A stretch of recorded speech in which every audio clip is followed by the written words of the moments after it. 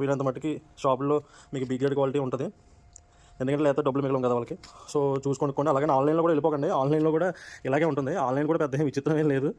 దాంట్లో మీకు ఎంత తక్కువ రేటు చూపించారంటే దాంట్లో విచిత్రమైన పేర్లు పెడుతున్నారు. బయట ఆ ఫోమ్ని మనం ఒక పేరు పెట్టి పిలిస్తే దాంట్లో ఒక కంపెనీ ఒక పేరు పెట్టి పిలుస్తున్నారు. హైడెన్సిటీ ఫోమ్ అని ఒకరు, రిలాక్సిబుల్ ఫోమ్ అని ఒకరు.